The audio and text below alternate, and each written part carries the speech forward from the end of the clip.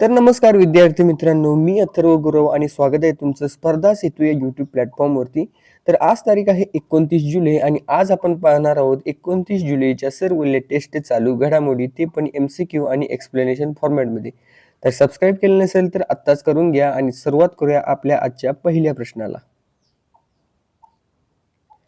तर आजचा पहिला प्रश्न आहे, सर्वेश कुशारेने ग्लासगो येथील राष्ट्रकुल क्रीडा स्पर्धेत कोणते पदक पटकावले? पर्याय आहेत रौप्य, कांस्य, सुवर्ण आणि नोंद. तर याचं योग्य उत्तर आहे रौप्य. आता या सर्वेश कुशारे बद्दल आपण थोडीशी माहिती घेऊया. तर नाव आहे सर्वेश कुशारे. सर्वेश अनिल कुशारे. खेळ आहे athletics high jump. Glasgow Commonwealth games 2026. तर पदक आहे रौप्य. उडी आहे 2.25 मीटर. सुवर्ण पदक मिळाले जमैकाचा रोमेन बॅकफोर्ड. विशेष कामगिरी म्हणजे राष्ट्रकुल क्रीडा स्पर्धेतील पुरुषांच्या हाय जम्पमध्ये रौप्य पदक जिंकणारा हा पहिला भारतीय ठरला. तर यानंतरचा आपण दुसरा प्रश्न पाहूयात. यानंतरचा दुसरा प्रश्न आहे, रायफल नेमबाज सोनम मस्कर आणि हिमांशी ढिल्लो यांनी मंगळवारी नेमबाजी विश्वचषक स्पर्धेत कोणते पदक पटकावले? पर्याय आहेत सुवर्ण, रौप्य, कांस्य आणि नोंद. तर याचं योग्य उत्तर आहे कांस्य. तर या सोनम मस्कर आणि हिमांशू ढिल्लो बद्दल आपण थोडीशी माहिती घेऊया. तर स्पर्धा होती ISSF वर्ल्ड कप रायफल और पिस्तूल और शॉटगन 2026. ठिकाण होतं हांगझोऊ चीन. तारीख होती 28 जुलै 2026. प्रकार होता 10 metre air rifle mixed team. पदक होतं कांस्य पदक आणि भारताची जोडी होती यामध्ये सोनम उत्तम मस्कर आणि हिमांशू ढिल्लो. फायनल स्कोर होता 441.2 गुण आणि दोघांनी अंतिम फेरीत 220.6 गुण मिळवले. तर यानंतरचा आपण दुसरा प्रश्न पाहूयात. यानंतरचा दुसरा प्रश्न आहे, पॅरा गोळा फेक प्रकारामध्ये शर्मिला धनकरने कोणते पदक पटकावले?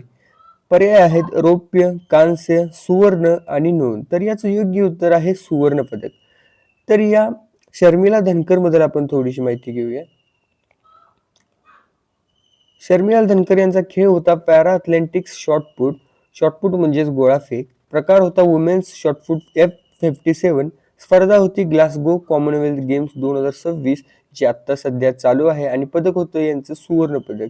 अंतर यांनी फेकलं 9.81 मीटर. ठिकाण ग्लासगो स्कॉटलँड. वय यांचं होतं 40 वर्ष म्हणजे आहे आणि राज्य आहे हरियाणा. तर यानंतरचा आपण दुसरा प्रश्न पाहूयात. यानंतरचा दुसरा प्रश्न आहे, मराठी भाषा संग्रहालय कोठे उभारण्यात येणार आहे? पर्याय आहे रत्नागिरी, सिंधुदुर्ग, पुणे आणि कोल्हापूर. तर याचं योग्य उत्तर आहे रत्नागिरी. तर या मराठी भाषा संग्रहालयाबद्दल थोडीशी माहिती घेऊया. महाराष्ट्रातील पहिली आधुनिक मराठी भाषा संग्रहालय रत्नागिरी शहरात उभारण्यात येणार आहे. मराठी भाषा मंत्री उदय सामंत यांनी 27 जुलै 2026 रोजी याची घोषणा केली. मराठी भाषा संग्रहालयाबद्दल महत्त्वाची माहिती घेऊयात. ठिकाण रत्नागिरी शहर, महाराष्ट्र. अंदाजित खर्च येणार आहे यासाठी 25 कोटी. जागा सुमारे 1 एकर. याचा उद्देश काय आहे तर मराठी भाषा साहित्य आणि विविध बोलीभाषांचे संवर्धन व संशोधन. संग्रहालयातील बोलीभाषा संशोधन केंद्र, पुस्तक विक्री केंद्र आणि शब्दकोश निर्मिती दालन उभारण्यात येणार आहे. मराठी भाषेच्या साहित्यिक वारशाची जतन आणि विद्यार्थ्यांच्या संशोधनांना अभ्यासासाठी व्यासपीठ उपलब्ध करून देणे हा यामागचा मुख्य उद्देश आहे. तर यानंतरचा दुसरा प्रश्न पाहूयात. 29 जुलैला कोणता आंतरराष्ट्रीय दिवस साजरा केला जातो? पर्याय आहेत योग दिवस, आंतरराष्ट्रीय वाघ दिवस, पर्यावरण दिवस आणि जल दिवस. तर याचं योग्य उत्तर आहे आंतरराष्ट्रीय वाघ दिवस. आता या आंतरराष्ट्रीय वाघ दिनाबद्दल आपण थोडीशी माहिती घेऊयात. दिनांक 29 जुलै दिवस आंतरराष्ट्रीय व्याघ्र दिन.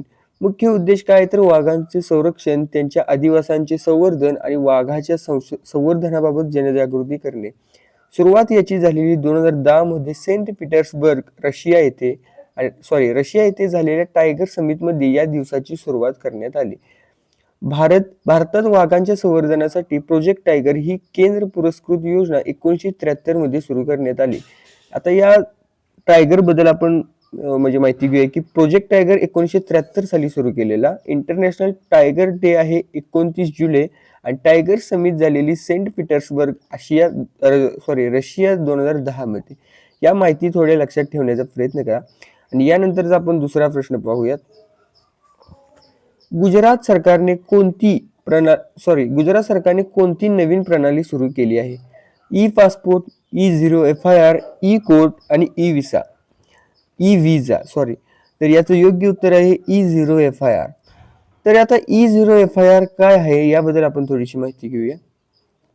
तर E0 FIR प्रणाली म्हणजे काय? तर सायबर आर्थिक फसवणूक झाल्यानंतर नागरिकांना राष्ट्रीय सायबर क्राईम हेल्पलाईन 1930 वर तक्रार केल्यास त्या तक्रारीवर E0 FIR ऑटोमॅटिक तयार होईल आणि ती संबंधित अधिकार क्षेत्रातील पोलीस ठाण्याकडे इलेक्ट्रॉनिक पद्धतीने पाठवली जाईल. त्यामुळे पीडित व्यक्तीला सुरुवातीला पोलीस ठाण्यात प्रत्यक्ष जाण्याची गरज कमी होईल. यासाठी हेल्पलाईन आहे 1930. उद्घाटन याचे झालेले गांधीनगरमध्ये सुरुवात झालेली 27 जुलै 2026 आणि याचे उद्घाटन केलेले गुजरातचे उपमुख्यमंत्री हर्ष संघवी यांनी. समन्वय यांचा झालेला 14C म्हणजे Indian cyber crime coordination centre सहकार्याने. यानंतरचा आपण दुसरा प्रश्न पाहूयात. ओडिशाच्या शुभम साहू यांना कोणत्या क्षेत्रात जागतिक सन्मान मिळाला? पर्याय आहेत आरोग्य, शिक्षण, AI आधारित वीज सुरक्षा आणि कृषी. तर याचं योग्य उत्तर आहे AI आधारित वीज सुरक्षा. तर आता या शुभम साहू यांच्याबद्दल थोडीशी आपण माहिती घेऊया. ओडिशातील संबलपूरचे संशोधक शुभम साहू यांना पॉवर इलेक्ट्रॉनिक्स क्षेत्रातील संशोधनासाठी प्रतिष्ठित जागतिक सन्मान मिळाला आहे. त्यांची Richard M. Boss outstanding young power electronics engineering award 2026 साठी निवड झाली आहे. संशोधन, पॉवर इलेक्ट्रॉनिक्स घटकांची सुरक्षित रचना तसेच AI कम्युनिकेशन सिस्टीम आणि पॉवर इलेक्ट्रॉनिक्स यांचे एकत्रीकरण. शिक्षण यांचे झालेले VSSUT बुर्ला येथून BTech, त्यानंतर IIT दिल्ली मधून PhD. सध्याचे पद आहे त्यांचे डेन्मार्कमधील अल्बर्ग युनिव्हर्सिटी येथे एनर्जी विभागात असोसिएट प्रोफेसर. यांचा पुरस्कार प्रदान आहे ऑक्टोबर 2026च्या पहिल्या आठवड्यात व्हॅन्कोवर कॅनडा येथे पुरस्कार दिला जाणार आहे. तर आजच्यासाठी एवढ्याच न्यूज होत्या. तर व्हिडिओ कसा वाटला और न्यूज कशा वाटल्या कमेंटमध्ये एकदा नक्की सांगा. आणि तुम्हाला माहित असेल की आता तुम्ही पाहिलीच असेल की या सर्व न्यूज या काल झालेल्या न्यूज आहेत, म्हणजे या सर्व न्यूज या लेटेस्ट न्यूज आहेत. त्यामुळे सबस्क्राईब केलं नसेल तर सबस्क्राईब लगेच करा. भेटूया पुढल्या व्हिडिओमध्ये.